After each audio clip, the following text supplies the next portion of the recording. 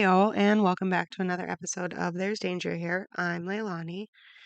And before I get into any more inmate episodes, I thought I'd share the whys. Why in the world would I do this? Talk to these guys, turn them into families. I've had a lot of people ask, so it's time to share for the sake of a little transparency and understanding. Also, if you hear my voice change, sorry about that. Back to school, one of my kids got me with their sickness. I am getting over it. I was hoping to be over it before this recording, but not quite there. On the mend, though. Anyway, let's get into this episode, shall we? Well, I have mentioned before that I worked within the system as a nurse. I did for a year at one of the oldest working prisons in the US. It made for some interesting times. In order to do our jobs as nurses, we needed to have special allowances.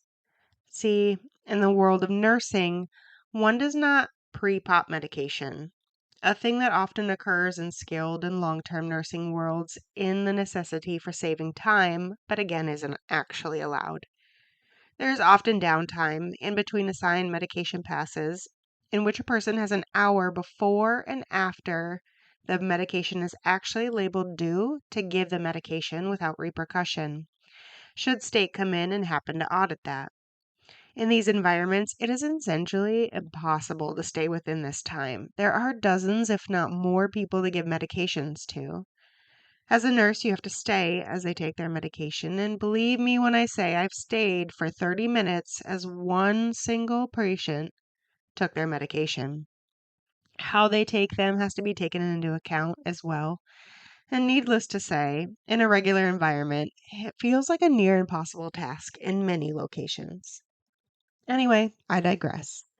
In the penitentiary where I was located, the only place that had an elevator was the building with the infirmary, meaning anywhere else with multiple stories had stairs. This isn't so bad in general population or GP because it was the nurses who essentially got placed in a cell and they handed medication out to the men as they came up to them. This is how the standard medication line is run anyway. This was for the bulk of typical medication, including just heart meds, insulins, narcotics, etc. But a couple of issues. First, there are specialty units that have stairs. In these units, because of the mental state or level of violence, uh, they are the ones that the nurses have to go to individually, meaning they walk to each cell, a cuff port is opened, and the medications are handed over. It's a safety net for both parties. In segregation, it's much the same, or the DSU, only they are in trouble for one thing or another, not necessarily violence, but still safer and faster to allow the nurse to move to them rather than let them out individually. So the problem occurs if the state doesn't permit pre-popping of medication. Does a nurse have to walk up and down the stairs to pop medication from pre-filled medication cards into a medication cup and walk back up the stairs to the inmate? Or is there an easier method? Well, yes, the pre-popping, obviously. That's what I just went into the whole speech about, after all. In this case, the penitentiary is allowed to pre-pop medications for inmates assigned to certain areas of the prison, or when the prison goes into lockdown and the medication in GP also has to be run this way to the cells and not allowing the inmates out. This actually helps exponentially, as it could be done away from inmates and the cacophony they tend to create, reducing medication errors. If you come from a background like mine or any regular nurse, pre-popping is a foreign concept and exceedingly difficult to get over that initial shock, then worry of getting in trouble. But as you pass the medication, one does start to feel a little bit like a waitress holding on to the plethora of medications. It also gives a person a moment to say hello to each inmate and kind of check in while you're there. At least if you're any good at your job and you're a nurse and your whole point is to make sure that they're healthy. In some areas, this hello is sort of the start of a rapport that can be used to help yourself as well. For example, I got used to who wrote, did poetry, drew pictures, or worked out.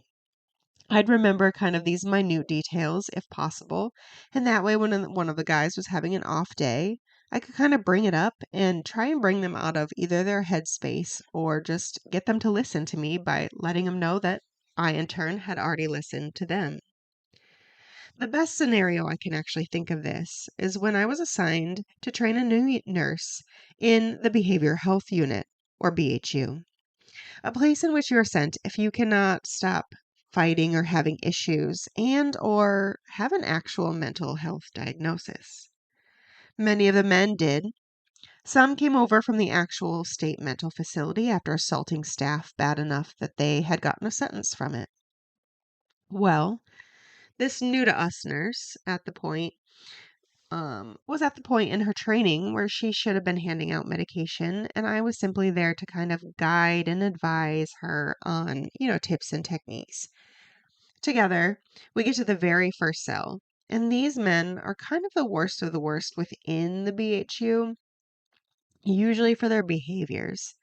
They are in safety cells, I guess is what I'll call them. They have real names. I have long since forgotten what they are.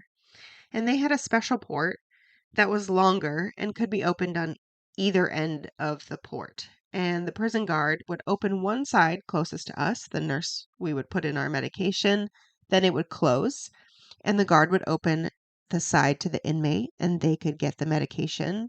And then the reverse would happen to get the medication cut back. In this way, there was actual no ability for physical contact. So again, the safest method to do this.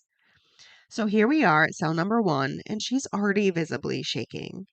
I look at the guy, and of course, we had had many conversations before, and so I asked him, "What are you drawing?" Reminding him the last time I had worked with him, he was finishing this beautiful piece of Al Pacino. And so he excitedly ran to the back to the cell, grabbed his paper, brought it up to the front, and showed me as he downed his medications quite easily. I nodded and told him the specifics of what I thought were amazing within the piece and, just kind of one or two areas. So he knew that I was actually looking at the paper and not just saying, "Oh, that's good." Then we simply moved on to guy number 2, and he did poetry. Well, he had heard me ask about guy number 1, and so he had brought out his poetry and kind of put it on the window, and I read it while he took his meds. And it moved on much the same as this. Each guy was distracted and happy enough to take their meds that they didn't even really notice her. We moved through 2 of the blocks, moving on finally to the last. And there we encountered an open door leading back to the second block, which was an indicator that an inmate is likely getting ready to move either through it or from it. Like, there's going to be something. We don't just leave doors open. I could see who it was, and I knew him to be the only inmate in BHU that had ever snatched a nurse. Here meaning he grabbed her through the cuff port and pulled him into her to take her tray of medications. A feat that shouldn't have been possible if the assigned guard was actually standing next to her as required by DOC policy. But anyway, this man is a big one. He does actually have a mental health diagnosis, and he had come back to BHU after getting into a fight with a man in GP, which is where I had originally met him. And then he was spitting and fighting the guards. He had finally upgraded to walking without being cuffed. So here he is, darkening the doorway, and my trainee walks to the cell just adjacent to the doorway, oblivious to this man. Again, it's good to get to know the guys on some level. He was a bit surprised to see me, and I think me being there momentarily stopped him, giving me a chance to say hello and ask if he needed us to move away from the door so he could come through it. I asked not for space, but for everyone's safety. Again, please note the aforementioned nurse snatching. He said yes. That means in his head, he is likely fighting the urge to rush us. So I kindly grab the other nurse and physically pull her to the farthest space away from him. And he walks back to his cell very peacefully. She walked away not facing him. I backed away, keeping my eyes under the guise of kind of chatting and thanking him for stopping and allowing us time to move. Then We continued our medication pass, proceeded up the stairs, and again I thanked him when I got to his cell. He admitted he wanted to rush us. He thought of attacking us as soon as he saw us. But he saw my face and remembered me from GP and how I had treated him like he was quote unquote normal, even though I was giving him medications that I knew were antipsychotics. And I kind of laughed and said, I treat everybody like a human being because they are. And he smiled and again took his meds. This doesn't explain why I got into talking with men outside of prison. I know, I hear that.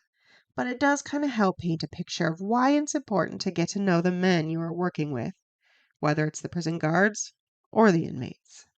Now, to point two, which will further lead you down the road of understanding. Much in the way that outside of the prison, nurses work and rely heavily on the help of CNAs or certified nursing assistants, so too do the nurses require help inside. They instead use orderlies, men that are assigned to the infirmary to act as many things, one of which is a CNA. Before you ask, no, their charges aren't any different than any other men. If you're working in a maximum security location, it is likely that the men you are working with have a body, meaning they're convicted murderers. Sure, you aren't likely to get any of the serial killers, and in the Pacific Northwest, that's a feat on its own. There are a plethora of them out here, but murderers nonetheless. There were a few odd men out. During my time there was a drug dealer of marijuana long before its legalization, and as expected, he was probably the most chill person I've ever encountered. We also had some weapons violators and such, but mostly murderers. But your orderlies are expected to work side by side with you. Why do we need orderlies? Well, life without parole means without parole. Men die in prison. Before their deaths, there is a decline in health, often resulting in the need for them to come up to the infirmary to be taken care of in a way that any nurse would take care of an aging person. Some men have strokes and heart attacks leading to deficits. Dementia takes others. Still, they remain in the system, but are cared for in the infirmary. Dementia itself is a funny thing, right? The man is physically there, but not mentally with it. Still, in my time, we had those that reverted back to their true nature. That wasn't always great. Violence returned, and the orderlies helped manage the men to keep the nurses safe. They convinced them to eat and drink, something that can be a struggle if you understand dementia or Alzheimer's. So here it is. Convicted murderers feeding the elderly with such care that it becomes harder and harder to see them as the monsters they're supposed to be. The orderlies would help turn those who were too weak to do it themselves and clean and shower those who had long become incontinent and unable to complete normal activities of daily living. When emergencies happened, in their tall tiers, it was the orderlies that ran the medical bag full of life-saving equipment up the stairs alongside whichever one of us was responding to an emergency. With all of this, it's hard not to form some sort of bond. Not one that is inappropriate, I'm saying, but one is built on the actions they committed in your presence. So you see, it was hard not to see the men as vicious monsters. Not once you worked with them. Moreover, my personality meshed well with the bulk of the inmate population. Not all of them, of course, but when you first start at a prison, many are going to test you. Test your boundaries or your mettle, whatever you want to call it. I didn't shake, and many of them quickly kind of just moved on. There in prison, I had 3 rules. One was that I was always there to help you, as long as it is in my realm, meaning if it's not medical, don't come to me.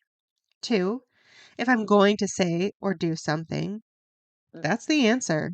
I'm either going to or not based on what I say. And 3, I'm Switzerland.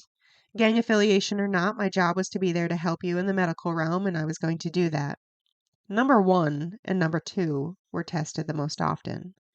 You get taught when you start working at prison that everything is a no. If you don't have an answer, that was the easiest for me. Shit, I'd been jokingly saying it my whole life, much to the chagrin of my mother when I was young.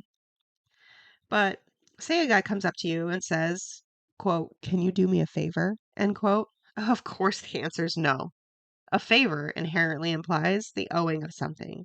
It's a dangerous road to walk, and I wasn't going to, so I didn't. Number two was to the surprise of many. I'm not sure why everyone gets to working in the prison, but I can tell you a lot of nurses are there simply for the paycheck. I never understood that part. If you decide to work somewhere, you decided. Why aren't you going to do your job? In prison specifically, you know the type of people that are going to be there. So why are you just this little ball of anger and disgust with these men? They can see it. And it wasn't just the nurses, but I'm talking about myself, so we'll keep it medical. So with that, I'll back up with two quick stories. They're kind of rolled into one. One, there was a man in there who had a bad back. We've discussed it, and he said I could air it, but for the sake of the employee part of the story, I'm not going to say his name. He had been up to medical a few times when I was there prepping for spinal surgery. Always polite, always respectful, but clearly in pain, and hunched over so significantly it felt like he was practically walking at a 90-degree angle. Like this man just stared at the floor as he walked. Naturally, we talked about why he was in prison. He laughed at one point, turned to me, and said, "Well, drugs, obviously," kind of eyeing towards his back. He heard it working, and the job he did, I long since have lost to time, though I actually think it might have been construction related. He went to a doctor, got meds, did rehab, burned through workers' comp. He couldn't go back to work, and so he lost his job. The back never got fixed, and the pain medication slowly stopped being enough. So he moved onward and upwards to hard drugs, eventually landing on heroin, which was the only thing that gave him relief. He did that until he was arrested and detoxed in jail. In prison, imaging was done, and lo and behold, he needed surgery to fix it. They did a committee, and he did. He got his surgery. But a few months later, I saw him. And this is where I don't know if my military awareness came in or I just happened to be at the right place at the right time. See, he looked like he was walking normal at first. Then, when he thought no other inmates or staff were around, he practically reverted back to his 90-degree stance. Curious in his surprise, I called him over to where I was standing. There he admitted his back pain was increasing. Not subtly, not like the pain from working new muscles from being upright again. And if you know anything about spinal surgeries, they can be precarious. So I was pretty worried. I brought him up to medical with me. Said, "Let's go to medical," and walked him up the stairs, letting the guards know that we needed to go. On the floor, I did a mini assessment and took down the concerns. I found an appointment with his doctor and put it on the schedule. Speaking frankly with him, I said one of the most common issues with spinal surgeries, that I wish wasn't as common as I've seen, is hardware slippage. If not corrected, this can lead to further damage and issues. He understood, took his paper with his appointment, and was on his way. This was my Friday. I came back on Monday to find that, of course, he wasn't seen. The doctor was the one that had shirked him off. I put him on the schedule again with my concerns, and again she didn't see him. Her notes referenced possible drug seeking. This went on for almost 2 weeks when I had enough. I put his chart in the middle of her dang desk with a note that said, "I will continue to put this man on your schedule until you actually see him. Per his statement and my assessment, he is at risk for hardware malfunction as documented in my notes. If he isn't imaged and it is later determined to be the case, at this point, you are the one that's liable." He was seen that day. We got imaging done, and lo and behold, his hardware had fucking slipped. I was livid and relieved at the same time, and he required a second surgery, and after that, he was back to walking upright. We talked through the whole situation at work, especially after the doctor had sent him away, because when she did that, it made me look like I was the one not actually doing anything, to which I took personal offense. I told him honestly what I was fighting against and that I would keep fighting until he was seen. The thank you after the second surgery was pretty tear-filled. He hadn't ever had anyone in his corner before, that was apparent. But this was my job. I wasn't going out of my way. I was advocating for my patient at that point. And that's what nurses are actually taught to do in nursing school, no matter their environment. The same doctor was a continued disappointment my entire time that I was there. At one point, I had to remind her that she couldn't just speak with inmates out in the open about their medical issues. Why wouldn't she take one in to her cubicle? Well, he's a serial killer and huge. I actually laughed at that one to her face. Then I kind of furrowed my brow and leaned in and asked, "Are you planning on sleeping with him?" She, of course, was taken aback and vehemently denied it, but said she was worried that he could hurt her and nobody would know. Again, these cubicles are small, they have no ceilings and no doors. I can promise you, we'd all notice. I shook my head at her and said, "You know, he killed all the women post-sex or as part of it, so just don't sleep with him." And I walked away. Somehow, that meant he was mine from that point on. After that, any appointment was set when I was working, and I would either have to sit with them, or they would come into the nurse's space so she could talk there. He was a sociopath for sure. He liked to keep eye contact when speaking with you just because that's against social norm. But no worries. I kept eye contact until I was done, and then I would simply turn and be done with him. We got along just fine after that. Now, on to another story. While I stated that some medication passes in GP were done in individual cells, specialized ones are completed up in the infirmary. Men would be evaluated, sign a contract to take high-dollar medication regimen through its completion. Every day during the regimen, they would walk up to the infirmary and receive their dose of medication until it was completed. In this way, the chance of successful treatment was the highest. If perchance an inmate did miss a dose, they'd be called up to the infirmary by the nurse on duty. Like I said, they signed a contract.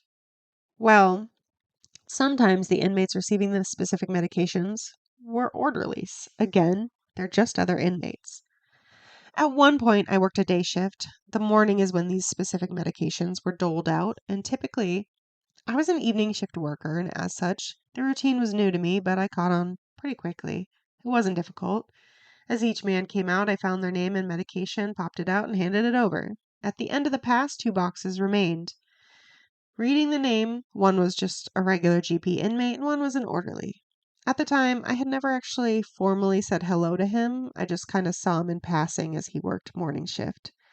And so was done with work about the time that I came in. I went back to the actual infirmary portion to see if he was there, and lo and behold, he managed a day off. Once again, the men cannot miss a day, and as such, I went to the guard in charge of medical. I'll differentiate here because they are in charge of the entire floor, which consisted of cubicle-style offices for visits, sick calls, assessments, an x-ray room, lab, dental, and then in the back was the actual infirmary. So, like I said, I go to the guard and say, "I need this inmate called up to the infirmary." It took about an hour when he finally darkened my window. Clearly, he had a miscommunication with the officer who had called him out of his cell. Standing before me was a man dressed in his best uniform, reserved for visits. Hair slicked back 60s style fashion, just looking a little downtrodden that he was looking at me. He thought he had a visit, and that was for sure. I knew when I saw his pressed jeans, often achieved by taking the newest uniform and laying it between his bedroll and metal frame, and essentially leaving it there, which gave it a crisp, clean look. His long sleeve blue shirt was the same. Because I am who I am, I looked at him and smiled really big and said, "Oh, you got dressed up just to come see little old me in this mandatory line that you happen to have missed?" He started laughing and felt the need to tell me he swore the guard told him that he had a visit, believing his daughter was coming to see him. He got dressed to the nines. Well, as dressed to the nines as an inmate can, anyway. From then on, the shit talking commenced. Every time we saw each other, it was giving each other a hard time for this or that. And I worked various shifts and began working with him. Not often, but every once in a while. Because he was open and shit talking, I'd start to ask him kind of random questions about what was happening in the prison. And, he would either tell me or he'd say, "It isn't something I should know about," at which point I was aware not to ask. One day I made specific mention about his case in passing. He stopped and practically squealed. "You looked me up?" Now, here I should say that in the system, even a nurse can have access to all the men's information. All of it. Their arrests, crimes, everything. And I had a habit of looking up who I worked with in order to determine the likelihood of manipulations or other problems I was going to have with them. He was an average murderer, but my comment didn't send him away. He asked why, and I told him, as I just said, to determine what kind of person he was. Beyond the murder, really. Then I asked him a simple question. Why? First, he started saying allegedly, as his case was in appeals. But he said it like this, and I won't get into his exact wording, so I won't quote it, but it's as close as I can remember. He said, "If I were walking down the street and I murdered a man, which you saw, I'd expect you to run to the police and tell them everything, because you're a law-abiding citizen. But if you run in the same circles as me and do the things that I do, I expect a certain code to be upheld. If you don't, there are consequences." Of course, I responded with, "You killed a snitch?" His voice elevated and he said, "Allegedly, girl." So he boiled down his crime in sentences, paraphrasing it, and never outright actually saying that he did it. But he never lied to me. Not one time, even if it was an alleged conversation. When I left the penitentiary, I got heavy into listening to true crime. But people often knew little about guns or prison, and I thought, well, shit, I know about guns from the military, and I know a little bit about prison after working there for a year. So I'm going to give this a go, telling true crime with a bit of knowledge behind it. Then I decided if I'm going to tell stories, I should just reach out to these guys that I knew. This man was one of the first ones I ever wrote back, and he wrote back that I was always one of the good ones, and we've been writing ever since.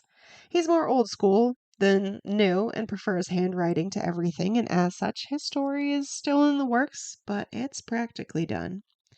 Partially because I'm asking him to tell me about jail and dealing with his lawyer and how trial went from his side, then transitioning from jail to prison, this time for life. So it'll come out in its own time, and as a complete account, at least as complete as one can get. But that's how I started. I have grown to include writing and speaking with others. Though only a couple of stories have aired thus far, I know I'm working behind the scenes on a lot of them, and still I hope these stories help explain how we got where we are and how different experiences shape our ideas and thoughts on people. I think part of this also is because I can understand a bit of both sides. Backing up even before working in the penitentiary, I had family that was incarcerated. My uncle, Bernie, was in prison for years. I remember writing to him when I was in early elementary school. Our back and forth exchange became kind of my diaries. I was able to tell him everything that was going on in my life, and in return, he got a reprieve from his four walls. When I was little, I didn't know people are often faced with a certain stigma when it comes to having family that's in prison. So I was not taught to be embarrassed by him. I didn't know his crimes until much later in life. I just knew that family was in a place that I had to write to. We were close. There was even a time in elementary school where he was paroled and I got to visit him out in Arizona, along with other family members. The trip is one I won't forget. It's a cherished memory. But shortly after returning home, I was writing him again. For a while, I actually believed he managed a furlough, but it seems he simply committed another crime and returned to prison shortly after the family visit. His problem was, for the most part, drugs. He did have a child case in which one of his sons states that my uncle essentially kidnapped him and his brother, resulting in the case and more prison time. But for the most part, it was drug use. He served his time in Arizona, a tough state for a little white man. But he reported that he wasn't in a gang, though I really doubted he managed to be unaffiliated. He did say he used his skills at drawing to make cards, a coveted skill that other men would pay for, and so he would use this to pay for protection. Eventually, in one of his releases, a judge was convinced that a successful rehab would not likely occur in Arizona. He was already a proven recidivist. Again, he was proving that he wasn't doing well. And so this judge finally paroled him into Michigan, where he was required to live back at his parents' house for a time. But hey, it worked. Yet, there is another side to that coin: the family members that feel forgotten due to someone else's actions. Many of these men are fathers and can feel remorseful for abandoning their children. And while I feel empathy for them, I see the side of anger and hate. My father was an alcoholic that essentially abandoned his children. He was jailed for failure to pay child support, and while he never served any serious time, I felt that hate.